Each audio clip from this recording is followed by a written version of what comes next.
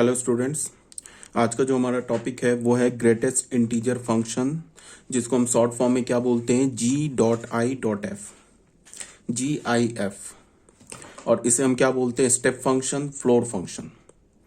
ठीक है, और इसको फंक्शन को डिफाइन कर लेते हैं। For any real number x we use the symbol, ऐसे करके ना लार्ज ब्रैकेट में डाल के x डालते हैं, या तो ऐसे डालते हैं या तो फिर ये सिंबल क्या यूज करते हैं, ऐसे। ठीक है, to denote the greatest integer less than और इक्वल टू x। इसका क्या मतलब हुआ कि अगर हमने इसको ऐसे लिखा, लार्ज ब्रैकेट में x डाले, जनरल इसे हम यूज करते हैं, तो इसका क्या मतलब हो गया, इसे हम क्या बोल रहे हैं, ग्रेटेस्ट इंटीजर लेस देन और इक्वल टू x। x का ग्रेटेस्ट इंटीजर निकालना है।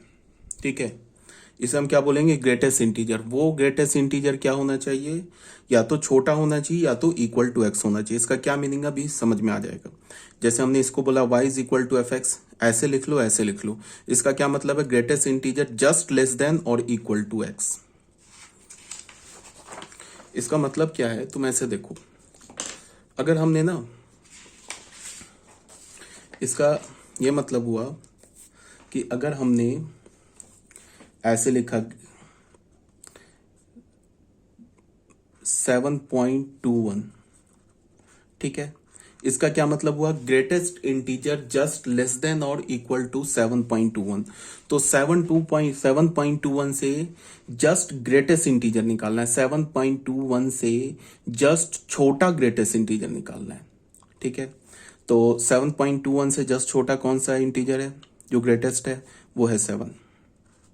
ठीक है, अगर मैंने लिखा -4.96 लिखा, तो -4.96 से जस्ट छोटा ग्रेटेस्ट इंटीजर कौन सा है, वो है -5। -5 है या -6 है, बताओ। -5 है। बहुत बच्चे बोलेंगे -4 है। -4 नहीं है, -4 तो बड़ा हो जाएगा, -4.96 है तो क्या हो जाएगा, -4।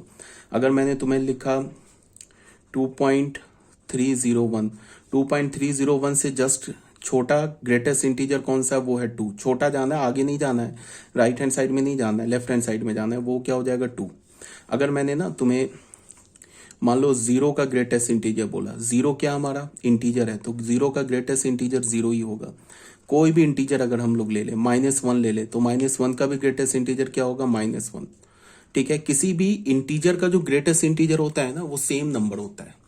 ठीक है, और अगर मान लो कि मैंने बोला कि -10.234, इसका 10.23 इसका ग्रेटेस्ट इंटीजर निकालो, तो इसका ग्रेटेस्ट इंटीजर क्या हो जाएगा, -10.23। इससे जस्ट पहले जाना है, जैसे नंबर लाइन है ना, तो यहाँ पे क्या होगा, -10, यहाँ पे कुछ होगा ना, -10.23, यहाँ पे क्या होगा, -11। तो हमेशा क्या करते हैं, पीछे जाते हैं।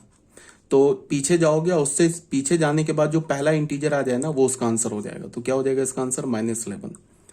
ठीक है, और अगर हम कोई भी इंटीग्रल वैल्यू डालते हैं, जैसे अगर मान लो कि मैंने -12 का पूछा ग्रेटेस्ट इंटीजर क्या है, तो -12 का ग्रेटेस्ट इंटीजर -12 है। कोई भी इंटीग्रल वैल्यू डाल दें, greatest integer of any integer, z का मतलब क्या है, greatest integer of any integer is same integer. ठीक है, तो ये बात आ गई होगी समझ में। तो यहाँ पे क्या बोल रहा है कि ग्रेटेस्ट इंटीजर ऑफ 3.75, ये क्या होगा, 3, पहले जाएंगे। ग्रेटेस्ट इंटीजर ऑफ -1.95, तो -1.95 से जस्ट छोटा पहले वाला इंटीजर क्या होगा, -2। फिर ये क्या बोला है, 0 का ग्रेटेस्ट इंटीजर 0 हो जाएगा, क्यों, बिकॉज 0 क्या हमारा इंटीजर है। 5 का ग्रेटेस्ट इंटीजर 5 हो जाएगा, क्यों, बिकॉज 5 इंटीजर है। -100 का ग्रेटेस्ट इंटीजर क्या हो जाएगा, -100, क्यों, बिकॉज -100 इंटीजर है। अब हमने फंक्शन कैसे डिफाइन किया है, फंक्शन हमने ऐसे बोला है, y is equal to F X is equal to greatest integer of x, या तो ऐसे लिख लो या तो ऐसे लिख लो। ठीक है, अब हमें पता क्या है कि ये तो x है, ये तो x कोई भी रियल वैल्यू ले सकता है, तो इस फंक्शन का डोमेन क्या हो जाएगा, ऑल रियल नंबर। अब अगर हम रेंज की बात करेंगे तो हमें क्या पता चल रहा है कि अगर तुम यहाँ पे x की जगह कोई भी रियल नंबर डालो तो y क्या मिलेगा, y तो एक इंटीजर ही मिलेगा ना। मतलब कि सारे रियल नंबर का जो इमेज आएगा, वो इमेज क्या आएगा, इंटीजर आएगा। तुम अगर कोई डेसिमल नंबर डालते हो तो उसका ग्रेटेस्ट इंटीजर भी इंटीजर होगा, इंटीजर का भी ग्रेटेस्ट इंटीजर इंटीजर होगा। अगर तुम्हें मैं बोलूं कि पाई का ग्रेटेस्ट इंटीजर बताओ क्या होगा, तो पाई किसके अप्रॉक्स इक्वल है 3.14, तो उसका ग्रेटेस्ट इंटीजर क्या होगा 3 होगा। इरेशनल नंबर का भी ग्रेटेस्ट इंटीजर क्या होता है, इरेशनल नंबर का भी ग्रेटेस्ट इंटीजर इंटीजर ही होता है ना। अगर मैं तुम्हें बोलूं रूट 2 का ग्रेटेस्ट इंटीजर बताओ, तो रूट 2 का अप्रॉक्स वैल्यू क्या होता है 1.41 समथिंग, तो उसका ग्रेटेस्ट इंटीजर क्या हो जाएगा 1 हो जाएगा। अगर मैं बोलूं कि ई का ग्रेटेस्ट इंटीजर बताओ, तो ई अप्रॉक्स किसके इक्वल होता है 2.713, तो ई का ग्रेटेस्ट इंटीजर क्या हो जाएगा 2 हो जाएगा। समझ में आ रही है बात। तो अगर मैं बोलूं कि फंक्शन का डोमेन क्या हो जाएगा ऑल रियल नंबर, अगर मैं बोलूं फंक्शन का रेंज क्या हो जाएगा, तो रेंज हो जाएगा इसका सेट ऑफ ऑल इंटीजर्स। ठीक है, अब आ जाते हैं फंक्शन के ग्राफ पे। तो ग्राफ को समझने से पहले हम ऐसे देखते हैं, अगर हमने एक्स का वैल्यू अगर हमने 0 से लेके 1 तक लिया, ठीक है, तो ये क्या इंप्लाई करेगा, ग्रेटेस्ट इंटीजर ऑफ एक्स क्या हो जाएगा, ग्रेटेस्ट इंटीजर ऑफ एक्स 0 हो जाएगा। 0 से 1 के बीच में कोई भी नंबर लो, मान लो हमने ले लिया 0.5, तो 0.5 का ग्रेटेस्ट इंटीजर क्या होगा, 0.5 से जस्ट छोटा पहले वाला इंटीजर, तो वो क्या है 0 है। हमने कोई भी नंबर ले लिया 0.9999 ले लिया, उसका भी ग्रेटेस्ट इंटीजर क्या हो जाएगा 0 हो जाएगा। 0 का ग्रेटेस्ट इंटीजर क्या होगा 0 होगा, बट 1 को हमें छोड़ना होगा, बिकॉज 1 का ग्रेटेस्ट इंटीजर क्या होगा 1 होगा। अगर मान लो हमने x ले लिया 1 से लेके 2 के बीच में लिया, ठीक है, तो इसका क्या मतलब होगा, अगर x का हमने डोमेन का रेंज 1 से लेके 2 के बीच में रखा, तो ग्रेटेस्ट इंटीजर क्या हो जाएगा 1 हो जाएगा। 1 का भी ग्रेटेस्ट इंटीजर 1 है, 1.1 का भी ग्रेटेस्ट इंटीजर 1 है, एंड 1.99 का भी ग्रेटेस्ट इंटीजर 1 है। ठीक है, सिर्फ 2 का ग्रेटेस्ट इंटीजर 2 है, तो 2 तो हमने छोड़ दिया। अगर हमने x लिया 2 से लेके 3 के बीच में रखा, तो यहां से इसका ग्रेटेस्ट इंटीजर क्या हो जाएगा, ग्रेटेस्ट इंटीजर 2 हो जाएगा। ठीक है, अगर हमने x का वैल्यू क्या रखा, अब तो समझ में आ गया होगा, 3 से लेके अगर हमने 4 के बीच में रखा, तो यहां से ग्रेटेस्ट इंटीजर ऑफ x क्या हो जाएगा 3 हो जाएगा। अगर हमने x का वैल्यू -1 से लेके 0 के बीच में रखा, तो यहां से इसका ग्रेटेस्ट इंटीजर क्या हो जाएगा -1 हो जाएगा। ठीक है, अब -0.1 का ग्रेटेस्ट इंटीजर -1 होगा, -1 का भी ग्रेटेस्ट इंटीजर -1 होगा, -0.99 का भी ग्रेटेस्ट इंटीजर -1 होगा। अगर हमने x का वैल्यू -2 से लेके -1 के बीच में रखा, तो इसका ग्रेटेस्ट इंटीजर क्या हो जाएगा -2। अगर हमने x का वैल्यू -3 से लेके -2 के बीच में रखा, -2 को नहीं लेंगे, तो इसका ग्रेटेस्ट इंटीजर क्या हो जाएगा -3।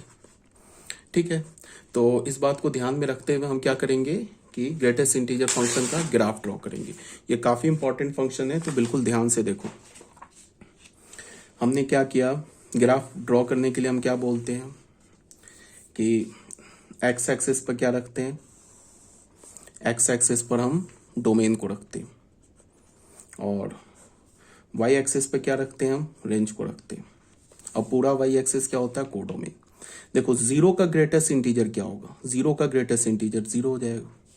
ये मान लो हमने 1 ले लिया, ये मान लो हमने 2 ले लिया, ये हमने 3 ले लिया, ये हमने 4 ले लिया। यहाँ पे मान लो हमने -1 लिया, यहाँ -2 लिया, यहाँ -3 लिया, यहाँ -4 लिया, यहाँ हमने -1 ले लिया, -2, -3, ये हमने -4, ये 1 ले लिया, 2 ले लिया, 3 ले लिया, और ये 4 ले लिया। ठीक है, अब बताओ 0 का ग्रेटेस्ट इंटीजर क्या होगा 0। अब अगर 0 से 1 के बीच 1 को छोड़ देते, 1 को छोड़ दिया, अगर हम x का वैल्यू 0 से 1 के बीच में रखे डोमेन का, तो y का वैल्यू क्या होगा। तुम ये बताओ, अगर हमने x का वैल्यू 0 से 1 के बीच में रखा, तो y का वैल्यू क्या होगा 0 होगा। अभी मैंने बोला है ना कि अगर हमने ये ग्रेटेस्ट इंटीजर ऑफ x, यही तो y है ना, यही हमने लिखा है ना, y is equal to greatest integer of x। ठीक है, तो अगर हमने x का वैल्यू 0 से 1 के बीच में लिया, इंक्लूडिंग 0 एक्सक्लूडिंग 1, तो y का वैल्यू क्या मिल रहा है हमें 0। ठीक है, तो ग्राफ कैसे जाएगा, ग्राफ ऐसे ही होगा। ये देखो एक ग्राफ है, ये ग्राफ हो गया। ठीक है, अब अगर हमने x का वैल्यू 1 लिया, तो y का वैल्यू क्या होगा 1, तो एग्जैक्टली यहां पे आके ये 1 पर, यहाँ पे इस पॉइंट का कोऑर्डिनेट क्या है 1,1 है ना। इसका क्या मतलब है कि डोमेन में अगर हम x डालते हैं तो y का वैल्यू क्या मिलता है 1 मिलता है। तो इस पॉइंट का कोऑर्डिनेट आ गया 1,1।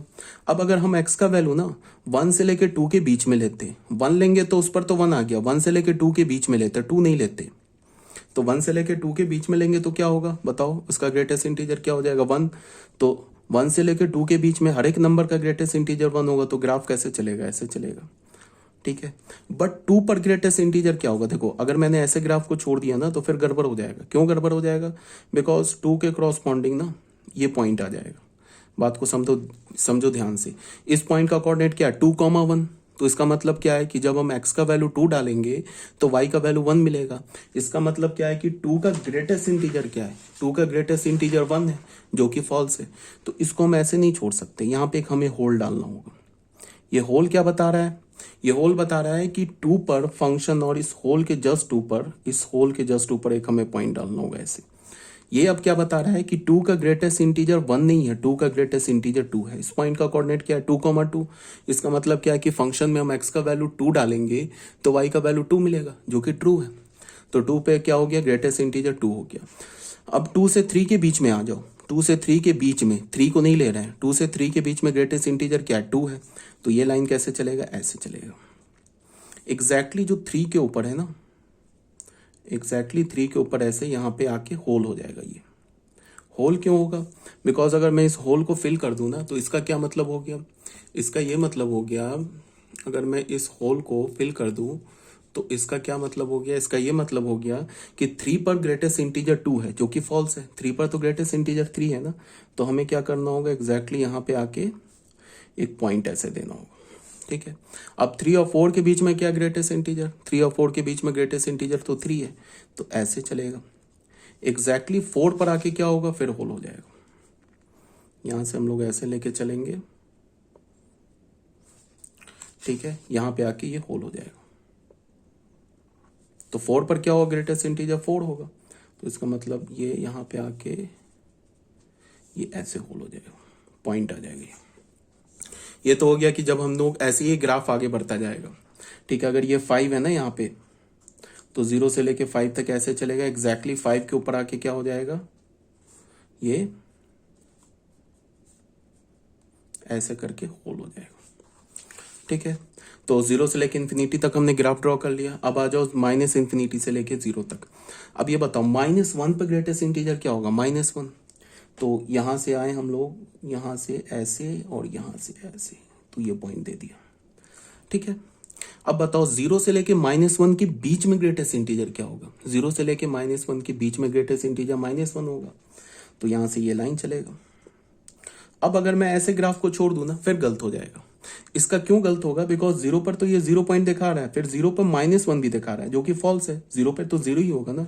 फंक्शन में मैंने क्या बोला था, फंक्शन में मैंने बोला था कि डोमेन के एक एलिमेंट के क्रॉसपॉन्डिंग अगर दो दो इमेजेस आ गए तो फिर वो फंक्शन नहीं होता है, फिर वो रिलेशन होता है। और अभी हम जितने भी ग्राफ्स पढ़ रहे हैं ना, ये तो सारे फंक्शंस के पढ़ रहे हैं ना। इसका क्या मतलब है कि डोमेन के क्रॉसपॉन्डिंग दो इमेज नहीं आ सकता, डोमेन के एक एलिमेंट के क्रॉसपॉन्डिंग दो इमेज नहीं आ सकता। अगर मैंने ऐसे ग्राफ को छोड़ दिया ना, फिर फॉल्स हो जाएगा। क्यों, बिकॉज 0 पे भी 0 है। इस पॉइंट का कोऑर्डिनेट क्या है 0,0। इसका मतलब क्या है, x का वैल्यू 0 है तो y का वैल्यू 0 है। इस पॉइंट का कोऑर्डिनेट क्या है 0,-1। इसका वैल्यू क्या है, इसका मतलब क्या है कि x का वैल्यू 0 है तो y का वैल्यू -1 है। तो 0 पे दो दो इमेजेस आ गए ना, एक तो 0 पर 0 आ गया, एक तो 0 पे -1 आ गया, तब तो ये फंक्शन ही नहीं रहा, ठीक है। तो यहाँ पे हमें क्या करना होगा, ये होल करना होगा। ये होल करने का क्या मतलब है कि ये जो पॉइंट है ना जहां पे मैं ऐसे होल कर रहा हूं, ये पॉइंट ग्राफ का पार्ट नहीं है, ठीक है।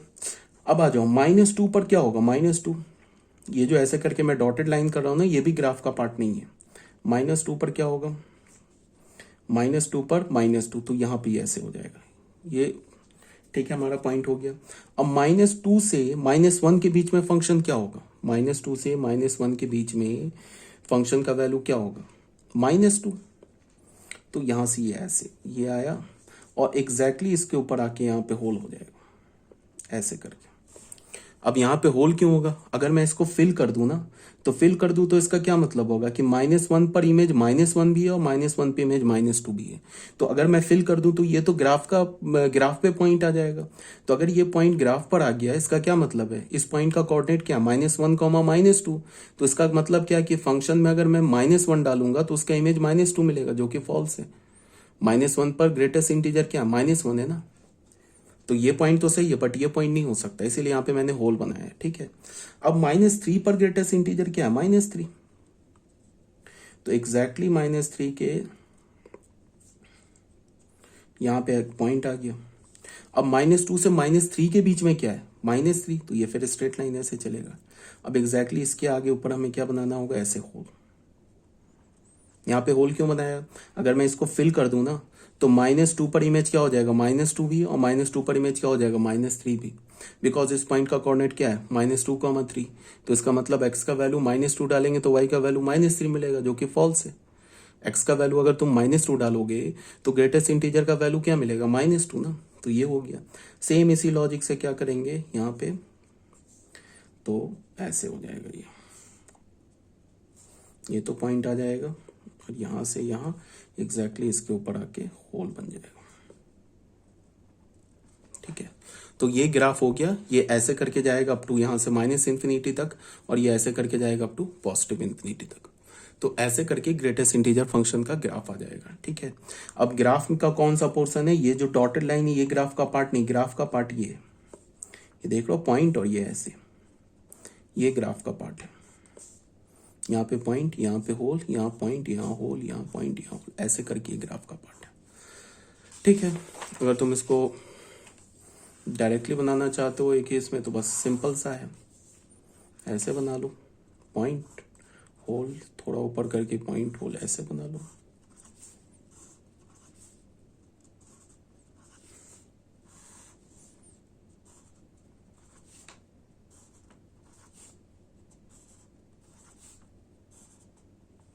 ऐसे करके ग्राफ बना लो। ये हमारा ग्रेटेस्ट इंटीजर x हो गया। अब यहाँ पे एग्जैक्टली इसके नीचे 1 डाल दो, इसके एग्जैक्टली नीचे 2 डाल दो, इसके एग्जैक्टली नीचे 3 डाल दो, इसके एग्जैक्टली नीचे 4 डाल दो, यहाँ पे इसके एग्जैक्टली नीचे क्या डाल दो, -1। यहाँ पे क्या हो जाएगा, -2। यहाँ पे क्या हो जाएगा एग्जैक्टली, -3। यहाँ पर क्या हो जाएगा,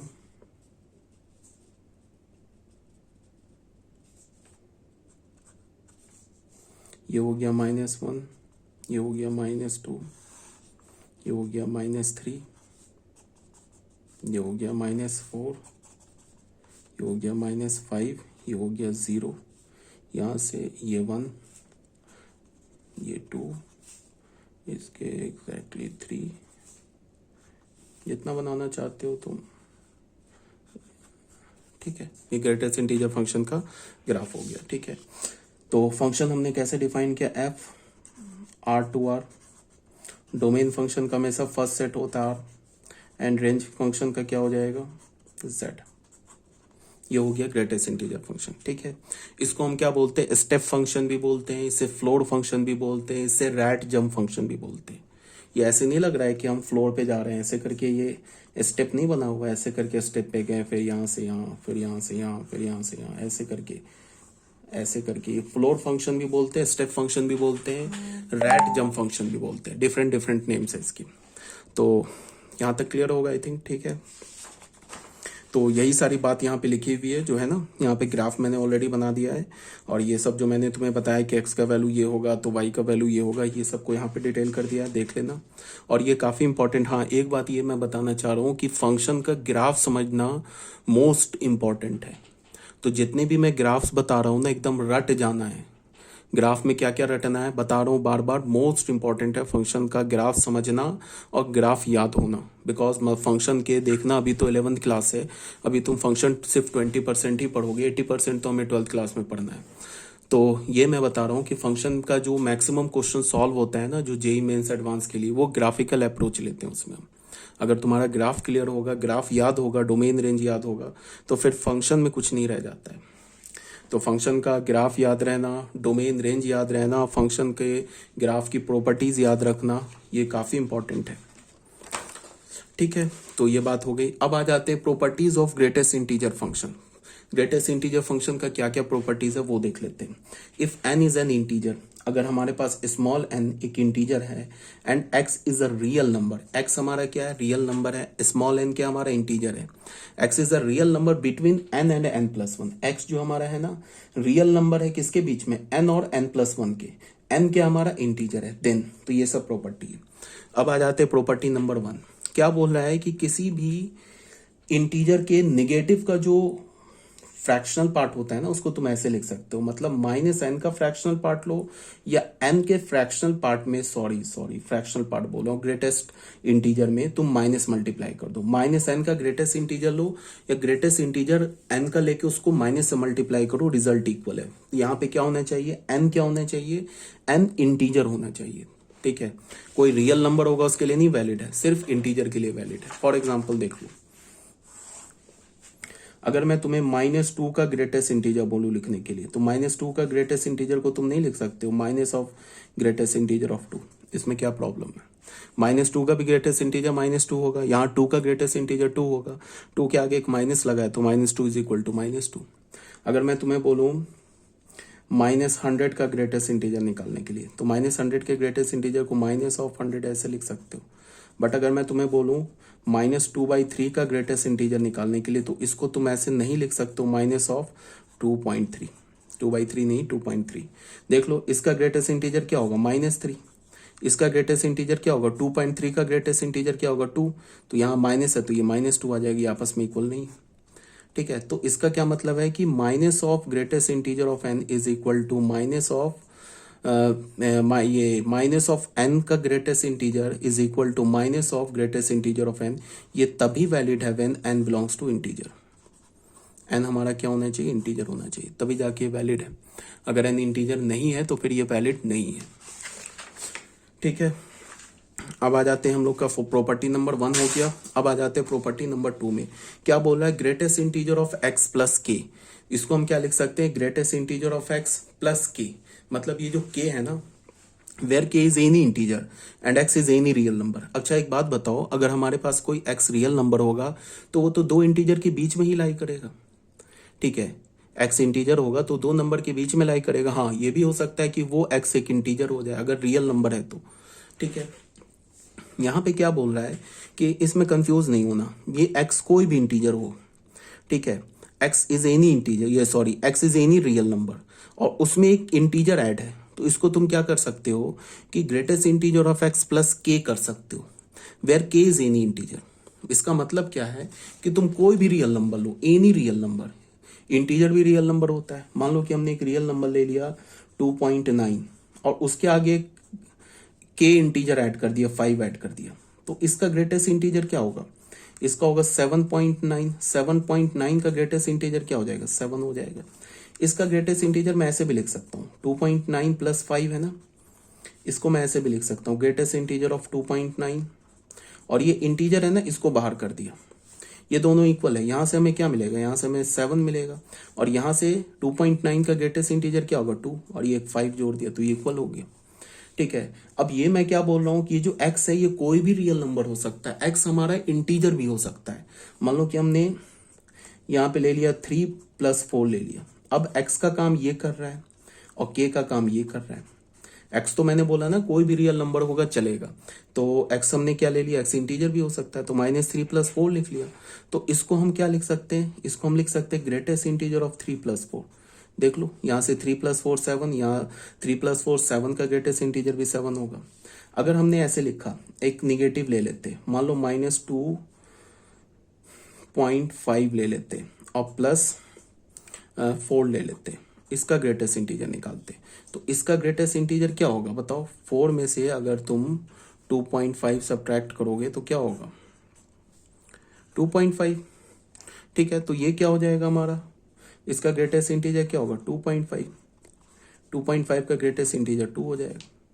अब इसी को हम ऐसे भी लिख सकते हैं, -2.5 + 4 है ना, इसको हम ऐसे लिख लेते हैं, इसको ऐसे लिख लिया -2.5 का ग्रेटेस्ट इंटीजर +4।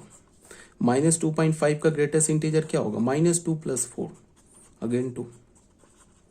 ठीक है, तो ये मैं क्या बोल रहा हूँ, अगर हमने x का वैल्यू ले लिया -3 ले लिया, और ये x का वैल्यू ले लिया, और k का वैल्यू मान लो हमने ले लिया -7 ले लिया।